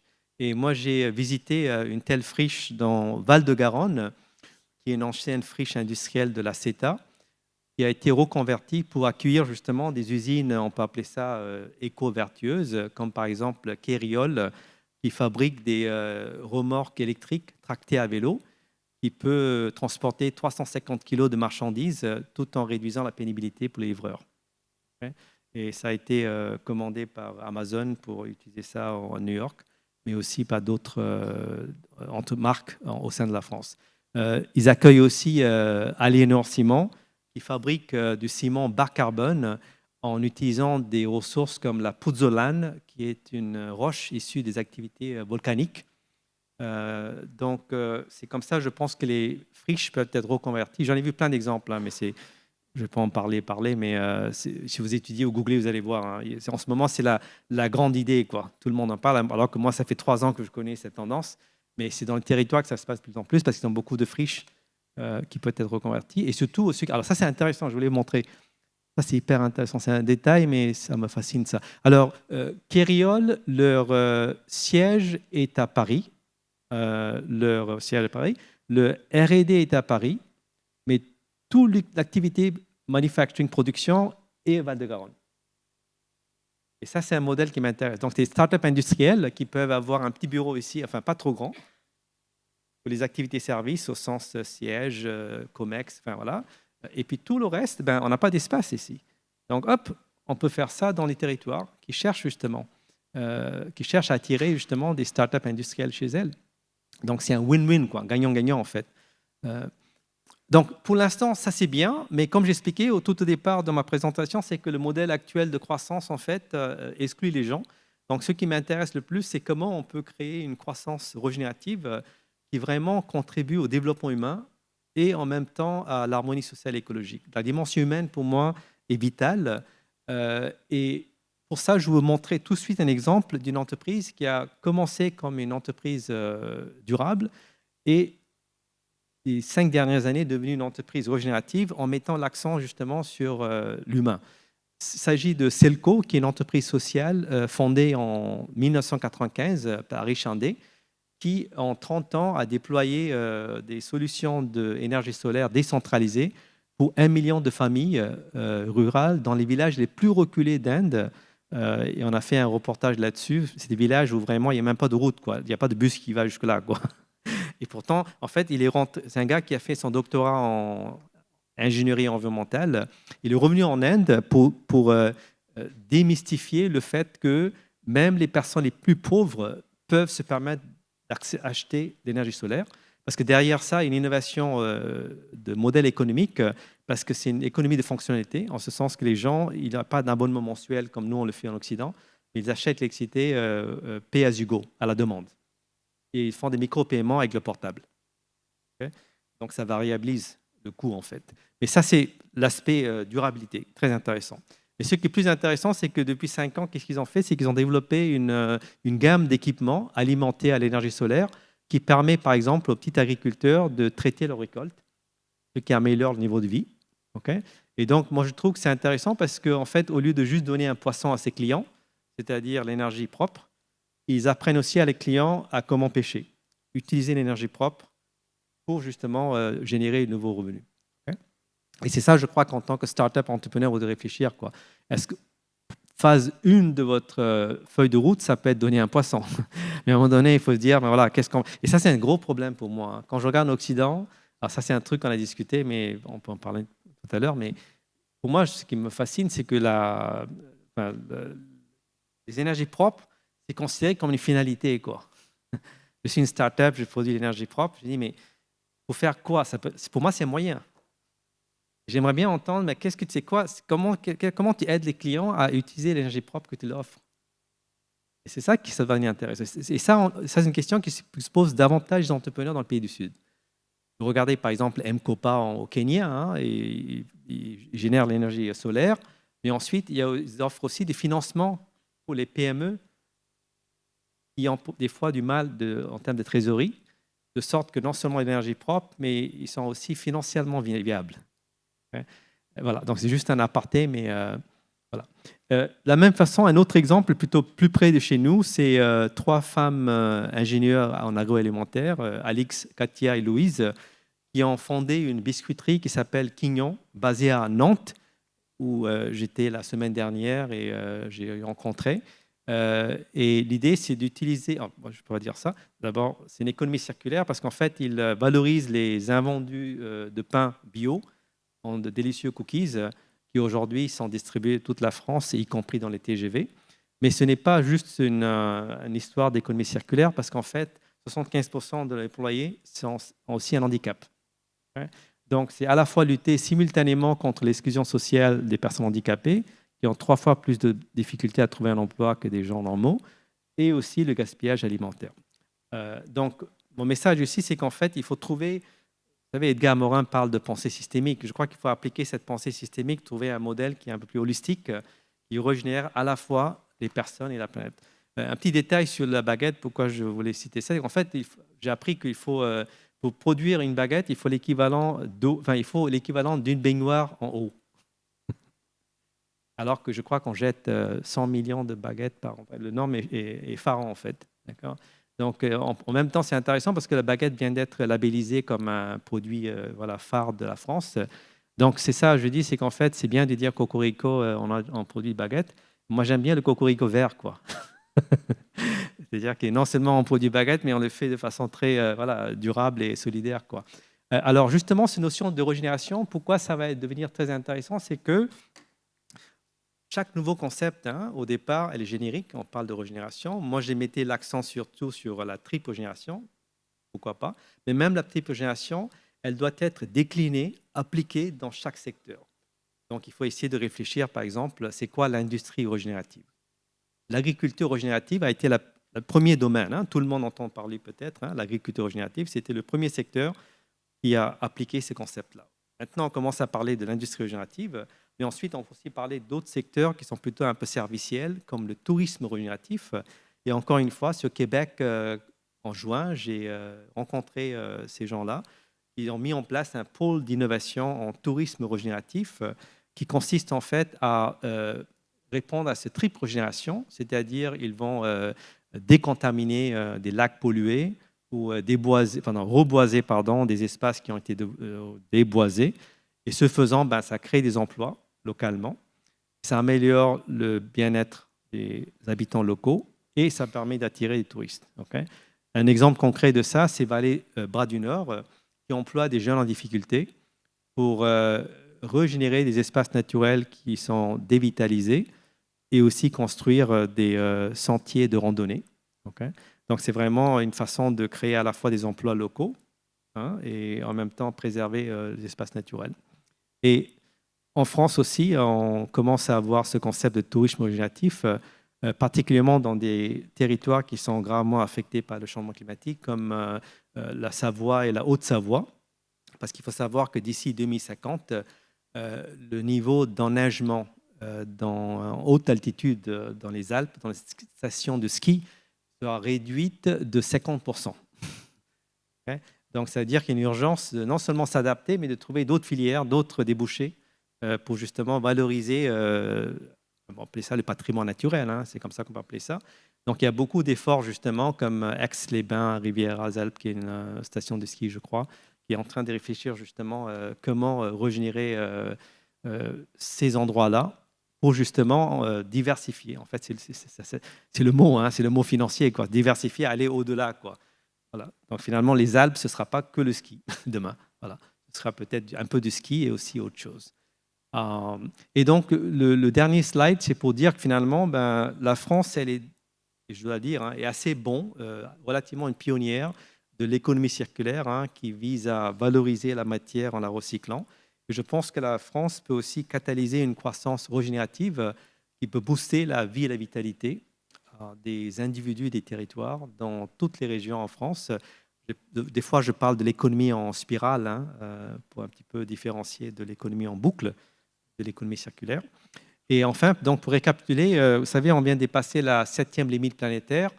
Donc, je sais qu'il faut effectivement respecter les limites planétaires, mais en même temps, je crois qu'il faut repousser les limites de l'imagination humaine pour pouvoir construire un monde meilleur où il est possible de faire mieux avec moins. Et mon souhait, c'est qu'en fait, vous, en tant qu'entrepreneur académique, vous puissiez justement être les architectes de cette économie frugale qui se fonde s'appuie sur ces 3 piliers, qui incarne les 3 valeurs de coopération, de distribution et de régénération.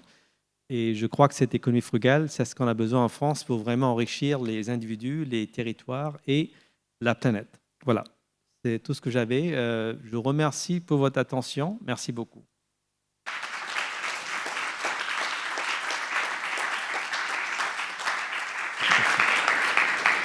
Merci beaucoup, Navi. Merci beaucoup pour cet exposé, cette présentation. On va prendre quelques questions tout de suite. Alors, pour ceux qui sont autour de la table ovale, vous pouvez activer vos micros. Et sinon, je crois qu'il y a des micros qui vont circuler dans la salle. Voilà, monsieur.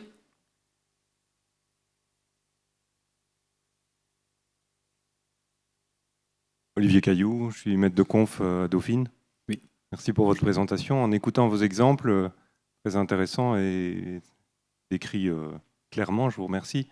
On se dit, enfin je me dis, mais en fait c'est très compatible avec l'économie actuelle. On se dit, bah, Amazon, il peut optimiser ses profits. Vous avez d'ailleurs cité un exemple de ce genre.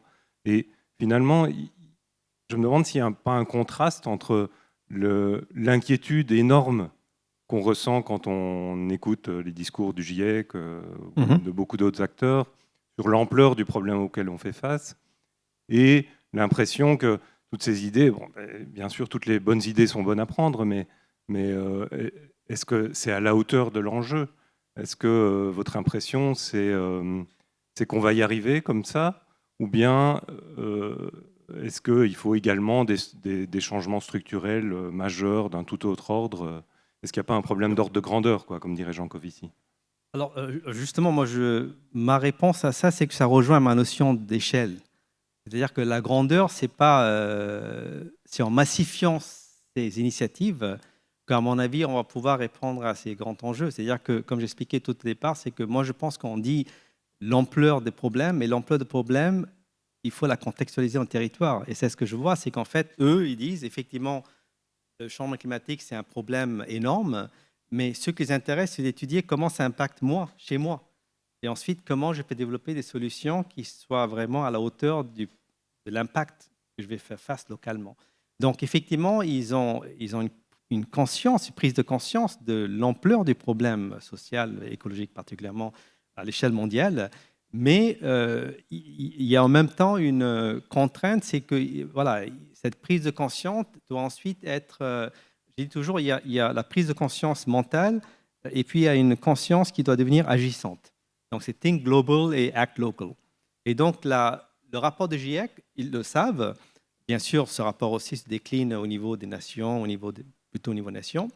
Donc ils savent qu'est-ce qui se passe au niveau même national. Mais ensuite, ce n'est pas qu'ils sont un peu auto-centrés, mais ce qui les intéresse, c'est vraiment qu'est-ce qu'on peut faire à notre échelle ici, chez nous, quoi. Et donc, c'est là que justement, j'ai repéré justement ces différentes initiatives qui sont en train de passer à l'échelle, en ce sens que, par exemple, on peut dire le partage aujourd'hui sur ces balbutiements. Mais j'étais à Besançon hier, par exemple. Ils sont en train de réfléchir justement comment on peut appliquer la mutualisation et la valorisation de ressources d'une manière beaucoup plus intégrée, en créant des associations, par exemple. Donc, ce que je viens de présenter pour l'instant, c'est plutôt quelques projets qui sont à la phase, on peut dire, un peu pilote, mais en les intégrant et les massifiant, je pense qu'on va pouvoir apporter une solution qui serait pas idéale, mais peut-être à la hauteur de l'impact causé par le changement climatique à l'échelle territoriale. C'est comme ça que je répondrai. Est-ce que justement, en agrégeant toutes ces solutions, ça va permettre de répondre à la crise globale? Je ne sais pas. Mais moi, ce que je vois comme tendance, c'est qu'en fait, c'est le fait que de plus en plus, et ça je l'ai vu aux États-Unis, dans mon livre j'en parle aussi, c'est qu'en fait, les élus locaux aussi, leur périmètre d'action est limité. Donc on voit aussi que ce soit des ETI ou des collectivités locales, ils disent finalement, je suis conscient de l'ampleur du problème à l'échelle mondiale, mais mon périmètre d'action est limité. C'est ici que je peux agir. Donc, j'essaie de voir en fait comment je change la donne. Par exemple, on pense à la notion de transition systémique, etc., pour justement créer un impact à cette échelle. Voilà. Et bien sûr, je vais échanger avec d'autres territoires, etc. Et ce n'est pas qu'ils s'en foutent de ce qui se passe ailleurs, mais j'ai l'impression qu'en ce moment, et moi je crois que c'est quelque chose de bienvenu parce que sinon ça devient paralysant. C'est-à-dire que le rapport sort tous les ans de GIEC. Hein, et d'ailleurs, si vous regardez l'analogie de ça, c'est vrai, je lis aussi le rapport GIEC tous les ans, mais il y a un autre rapport, ça fait 15 ans que je lis. Même chose, sonner l'alarme depuis un moment, ben, c'est le rapport de la Cour des comptes. Et on transpose ça à ça. Ben, ça fait 15 ans que le Cour des comptes prévient qu'effectivement, le déficit public s'aggrave, il faut vraiment faire quelque chose, on n'a jamais rien fait. Et ben, tout d'un coup, cette année, je vois que c'est la panique totale. Okay, alors qu'on savait que ça allait arriver. Okay, et on sait aussi que ce sont les territoires qui vont être impactés le plus. Et d'ailleurs, si vous regardez bien qu'est-ce que j'essaie de faire ici, je ne l'ai pas dit, c'est qu'en fait, j'essaie de prendre en compte l'ampleur de la crise climatique, hein, véhiculée par le rapport GIEC, mais aussi la crise finance publique qui a été communiquée par le rapport de Cour des comptes. Et donc, l'idée, c'est aussi de dire comment, de façon frugale, les territoires peuvent s'adapter. C'est vraiment vers là que je vais avec ça, quoi. Donc, l'économie frugale aide les territoires à s'adapter d'une manière autant que possible frugale, en prenant en compte les ressources locales, les contraintes locales et aussi la vision locale. Parce que chaque territoire a une vision, en fait, quand on parle de transition, c'est aller d'un état A à l'état B. Ben, l'état B, vers où ils veulent aller, dans un monde de 2 degrés, par exemple. Ben, chaque territoire a une vision différente. Et c'est ça qui m'a beaucoup marqué. Depuis 4 ans, en fait, c'est ça, je me suis dit, finalement, un plan national écologique n'a jamais marché. Et donc, tout ça pour dire que moi, je pense que c'est plutôt les solutions ascendantes, bottom-up, qui vont pouvoir répondre à l'ampleur de la crise climatique. Et dernier point, et parce que il y a un magazine, un quotidien chrétien qui va publier un énorme dossier sur la sobriété dans quelques semaines, avant Belém. Et en fait, j'expliquais aussi, c'est qu'en fait, la prise de conscience, en fait, aujourd'hui, devient anxiogène parce que je définis le climate anxiety, l'anxiété climatique, comme le gap entre l'acuité de la prise de conscience et l'incapacité d'agir. La vraie climate anxiety, c'est pas qu'effectivement j'apprends le fait qu'effectivement tout est en train de brûler, c'est que je ne peux pas agir. C'est comme si je n'ai pas de l'agentivité en fait. C'est ça la définition de climate anxiety. Et ben, qu'est-ce que je vois à Paris, c'est qu'on parle beaucoup de conférences où on sensibilise sur la crise climatique, mais il n'y a pas vraiment de passage d'action. Alors que là-bas, ils parlent moins, parce qu'ils subissent déjà l'impact du changement climatique. Donc, qu'est-ce qu'ils font? C'est qu'ils expérimentent, regardent qu'est-ce qui marche. Et puis, peut-être qu'il y a des projets qui ne vont pas marcher, il y a peut-être des approches qui vont peut-être aller à l'échec, mais au moins, c'est l'idée de dire on va tenter quelque chose, quoi. On ne va pas attendre que les choses s'aggravent, à la fois sur le plan climatique, mais aussi sur le plan financier. Parce que je sais qu'il y a quelques territoires qui ont voté et font passer le budget avant que justement les coupes arrivent au prix tombent. Donc, il y a aussi cette contrainte financière qui fait que voilà, ils ont une urgence d'agir assez rapidement au territoire.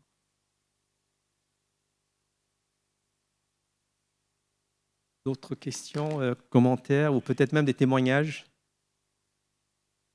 Oui. Et vous voulez faire un doctorat, une thèse sur... Oui, sur l'économie régénérative. Bon, tout d'abord, merci beaucoup. Et ma question est, selon vous, quels sont les principaux freins psychologiques et culturels qui empêchent encore les dirigeants de passer en écologie d'une logique d'optimisation à une logique de régénération? Bien sûr. Déjà, c'est pour ça que je vous regardez bien mes travaux, hein, je commence à vous répondre d'une façon un peu longue, mais c'est important.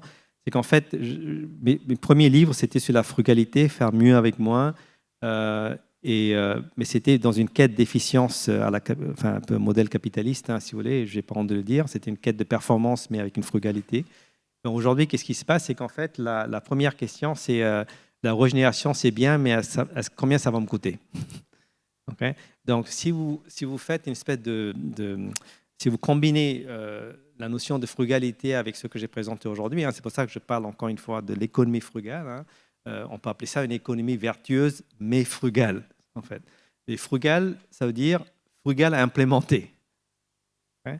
Donc, c'est ça aussi que j'essaie de... Donc, le premier frein, c'est qu'en fait, ce n'est pas un frein psychologique, c'est qu'en fait, il voit qu'effectivement, tout ça, c'est bien, mais combien ça va me coûter? Et puis, ça va disrupter un peu mon modèle actuel, mes chaînes de vol actuelles. Et donc, ma réponse a toujours été, c'est très simple, commencer avec un projet pilote, essayer de tester et valider et voir comment ça fonctionne. Et puis, ça vous donne déjà confiance qu'effectivement, c'est un modèle qui peut marcher.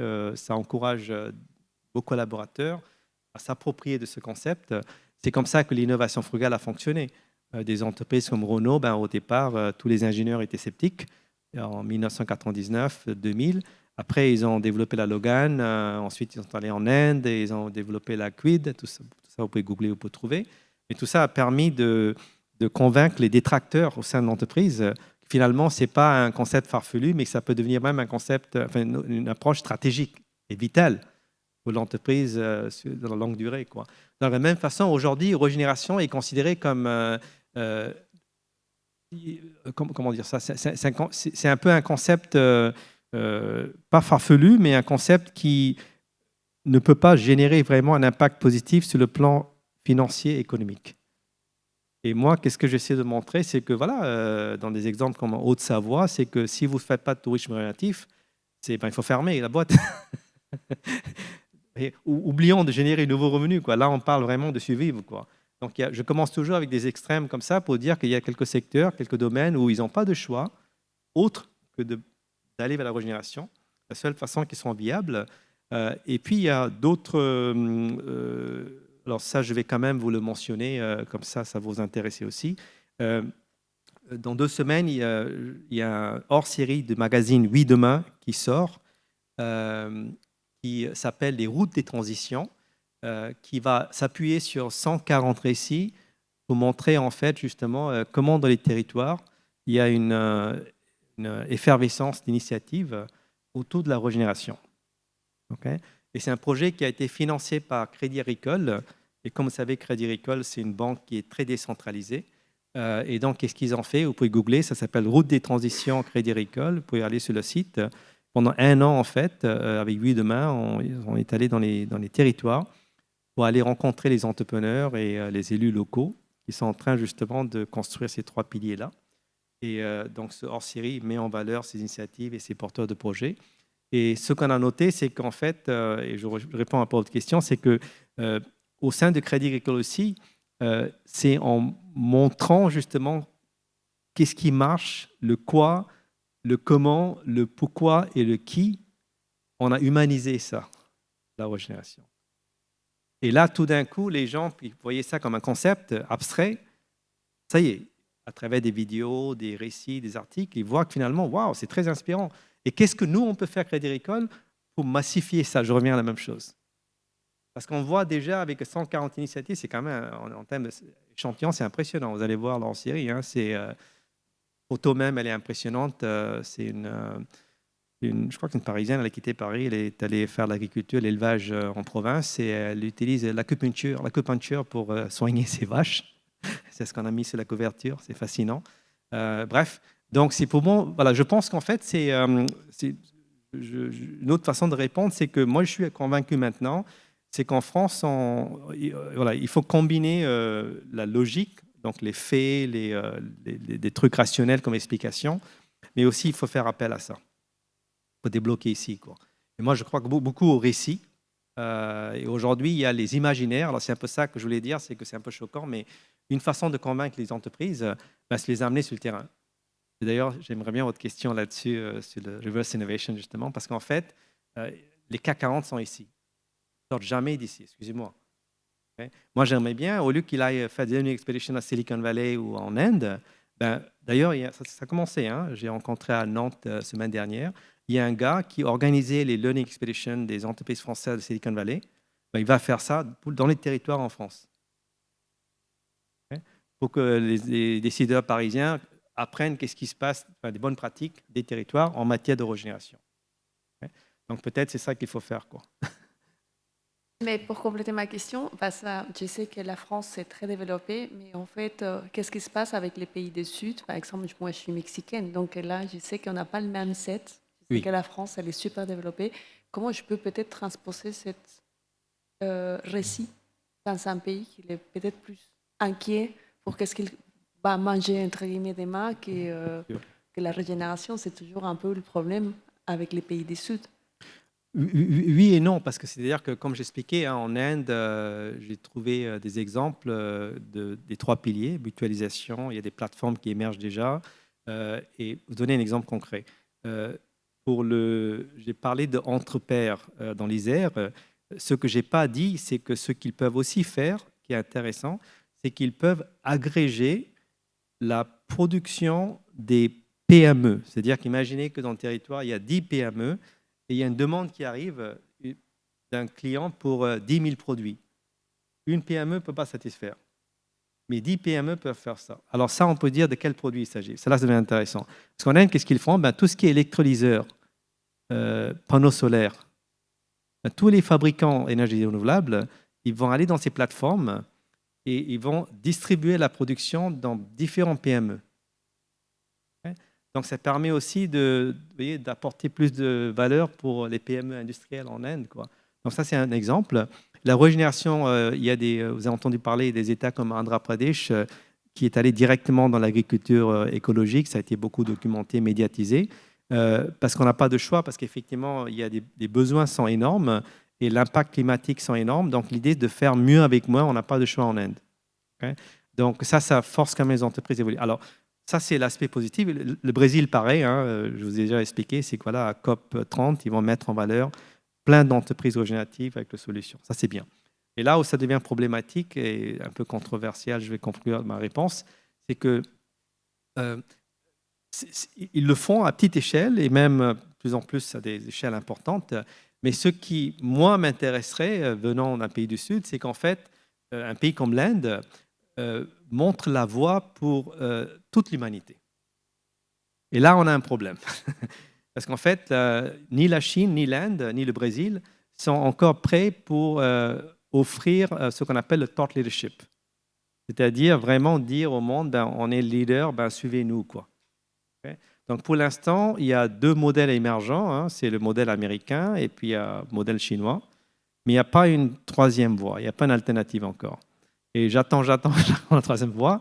Mais ça va venir, hein, mais c'est juste que pour être un peu plus direct, c'est qu'en fait, par exemple, l'Inde manque encore de confiance. Vous voyez, pour vraiment dire, on peut devenir un leader mondial en termes d'idées, modèles, etc. Donc, on est toujours en train de voir l'Occident pour référence. Et c'est normal parce que dans les années 90, il y a eu ce concept de leapfrogging.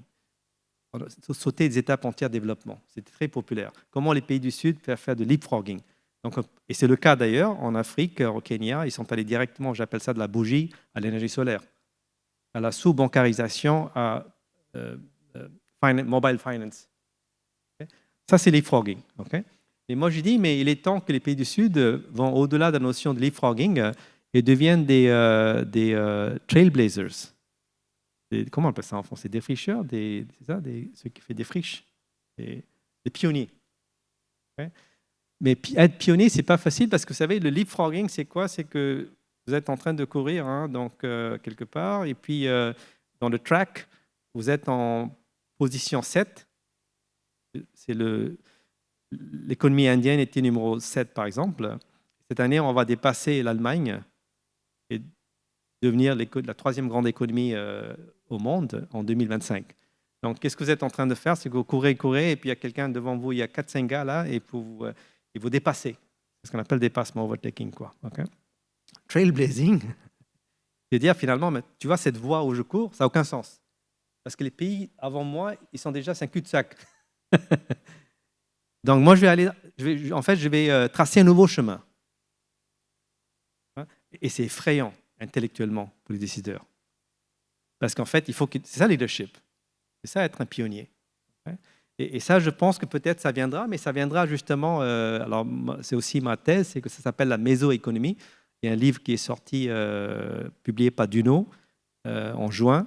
C'est une nouvelle discipline qui est très excitante, qui se situe entre la macroéconomie et la microéconomie. Et en fait, qu'est-ce qui est en train d'arriver? C'est qu'en fait, c'est au niveau des régions, ce qu'on appelle ici régions ou États en Inde, States, c'est là qu'il y a beaucoup de possibilités d'expérimenter et de passer à l'échelle de la régénération. Donc, il y a 2-3 États, par exemple, dans le sud de l'Inde, qui sont prêts à aller directement à une économie régénérative. Donc, on va avoir des bonnes pratiques émerger plutôt, je dirais, des régions individuelles, que ce soit en Brésil ou en Inde ou en Afrique, mais pas au niveau national, en fait. Vous voulez parler de l'innovation inversée, peut-être, pour juste expliquer? Parce qu'une question qui était très importante, et je crois que ce serait important un petit peu de faire de challenger un peu les choses. Je suis Christiane Stanzak, j'ai passé mon doctorat ici, à DRM, et mon sujet de thèse, c'est justement Reverse Innovation, innovation inversée dans les pays émergents. Donc, j'ai travaillé beaucoup sur l'étude des cas au Brésil. Et je vous félicite pour votre exposition et je pense qu'il y a aussi un rôle très important des grandes entreprises multinationales qui sont au pays du Sud et qui font beaucoup d'innovations qui ne sont pas connues encore ou ne sont pas encore diffusées autant. Et qu'est-ce que vous pensez par rapport aux opportunités et comment intégrer ces entreprises dans ce nouveau modèle d'économie frugale? Bien sûr. En fait, l'innovation inversée, c'est un concept qui a été introduit en 2009 par Vijay Govindarajan dans un article publié dans Harvard Business Review. Donc, pourquoi on parle d'inverser? On parle d'inverser le flux des connaissances et des innovations, parce qu'on disait toujours le Nord innove, le Sud copie, et on disait que le Nord a inventé des technologies qui ont ensuite été transférées dans les pays du Sud. Et l'innovation inversée prend ça à contre-pied en disant justement non, parce qu'en fait, dans les pays du Sud, il y a des innovations de rupture qui sont d'abord développées et implémentées dans les pays du Sud. Par exemple, Orange Money a été d'abord piloté en Afrique avant d'être déployé ici. La voiture Dacia Spring a été d'abord déployée en Inde et en Chine avant d'être introduite ici. Donc ça, c'est vraiment l'idée qu'on développe d'abord une solution. Les multinationales comme Airbus, aujourd'hui, ils vont d'abord en Inde et en Chine, moins en Chine parce qu'elles sont en train de se fermer. Donc c'est plutôt l'Inde qui va faire ça. Donc l'idée, c'est d'aller en Inde, je développe un produit de rupture et ensuite, j'essaie d'adopter ça en Occident. Donc j'inverse le flux d'innovation. Et moi, je dirais que les multinationales peuvent jouer un rôle intéressant parce qu'en fait, ils peuvent déjà, premier élément de réponse, c'est qu'au lieu de faire l'innovation inversée entre pays du Nord et du Sud, moi, je dirais que tous les CAC 40 à la défense peuvent faire l'innovation inversée entre Paris et les territoires. D'ailleurs, j'ai rencontré une entrepreneuse à Clermont-Ferrand qui aimerait bien parler de l'innovation inversée au sein de l'Hexagone. Parce que justement, les modèles économiques de rupture pionniers, on les trouve dans le territoire. Et donc, peut-être que les multinationales doivent déjà commencer à s'inspirer de ce qui se passe dans les territoires, ici même en France. Ça, c'est le premier élément de réponse. Deuxièmement, je pense qu'effectivement, si elles ont l'ambition de devenir des entreprises régénératives, elles peuvent... donc, le concept de reverse innovation, c'est un peu linéaire. Avant c'était le flux était du nord vers le sud. Maintenant, je vais du sud vers le nord, mais c'est un peu très statique. Imaginez maintenant, on parle aujourd'hui, la prof de Berkeley, Annalise Saxenienne, parlait de la circulation des cerveaux ou des idées. Et moi, j'ai appelé ça les réseaux d'innovation. Ce qu'il faut faire maintenant, c'est construire des réseaux d'innovation entre les pays du sud et du nord pour voir en fait comment on peut partager notre bonne pratique dans le domaine de régénération. Et la bonne nouvelle, et ça vous intéressera beaucoup, c'est que l'an prochain, 2026, sera célébré comme l'année de l'innovation franco-indienne. Donc tout au long de l'année, il y aura beaucoup de coopération entre des entreprises, des startups et des académiques en France et leurs homologues en Inde pour justement mettre en valeur des innovations frugales, régénératives, développées en Inde, mais aussi explorer des projets de coopération possibles. Et moi, je les soutiens informellement et j'aimerais bien justement, déjà fait mon boulot en les convainquant que voilà, il faut voilà, le locus de coopération franco-indienne, certes, ça doit être dans des technologies, espace, défense, Rafale, tout ça, c'est bien, parce qu'on va produire des Rafales en Inde, vous avez entendu parler, tout ça, c'est bien, mais encore une fois, on est dans des innovations de produits technologiques, quoi. Moi, j'aimerais bien qu'on commence à parler des business model innovation, des innovations en termes de modèles socio-économiques, regenerative économie, etc. Ça y est, je crois qu'ils ont compris que c'est là qu'il peut y avoir vraiment un grand impact. Donc, je pense qu'on peut construire des réseaux d'innovation franco-indiennes qui, justement, pourraient aider les multinationales à aller puiser des bonnes pratiques un peu partout dans ces réseaux, quoi, et accélérer un peu la transition vers la régénération. Merci Navi, on arrive à la fin de cette session de questions-réponses. C'est toujours frustrant parce que j'imagine qu'il y en avait plein d'autres. Il y a une session de dédicace, toute façon, je serai là, ouais, donc voilà, poser des questions les discussions peuvent continuer autour de la dédicace de votre bouquin. Un grand merci. Merci beaucoup, merci. Merci.